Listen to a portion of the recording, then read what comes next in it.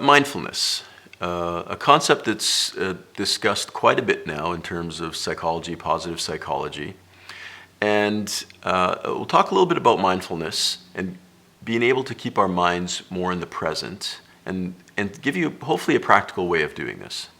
So some people will spend 60-70% of their time and energy wallowing in the past. And it usually takes the form of if only, or woulda, coulda, shoulda. If only I did this, I should have done that, I could have been this. And so what they're doing essentially is taking their mind, and the way I look at the mind is it's the closest thing we have to a teleporter. So basically I can take my mind and teleport it back into the past. So for example, something that happened to me in high school, elementary school or high school. If I think back and to something that was negative and where I felt embarrassed, rejected, hurt, bullied, something along those lines. And I suspect, I know I can do this, and I suspect that you'd be able to do this as well. If you take your mind, it's like a mental fishing line, and you cast it back or teleport it back. It could be 5 years, 10 years, 20, 40 years since you've been in high school. Cast it back and hook that incident. And if I close my eyes and I really think about it and reel that mental fishing line in and think, oh, how could they have treated me like this? That was so unfair. That was so embarrassing.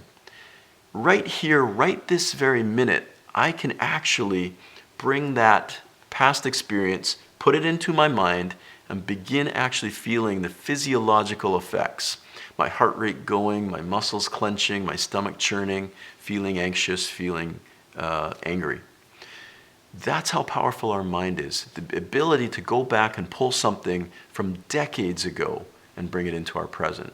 And some people spend their time doing that constantly. Some people will spend 60-70% of their time and energy worrying excessively about the future. And so it usually takes the form of what if. What if, well, that lump on my back, what if that's cancer? What if I can't pay the rent at the end of the month? What if my kids get sick? All of these things that haven't happened yet, that are possible, but are not even necessarily probable. And so we take our mental fishing line and cast it out into the future and hook on to all of these possible things and reel them in, and right here and now create mental and emotional distress right in my present. There's a saying that a person worries enough for 1,000 years when at most we live 100 years. So we can worry about 10 times as many things as could even possibly happen to us, let alone the ones that probably will happen to us. And this again is why I focus so much on how powerful our mind is, because things that happen in the past, years, months, weeks, hours, even minutes ago, still the past, we can pull into our present and wallow and stay stuck, or things that happen minutes, hours, days, weeks, years into the future, we can pull those in, those possibilities, and create stress in our present.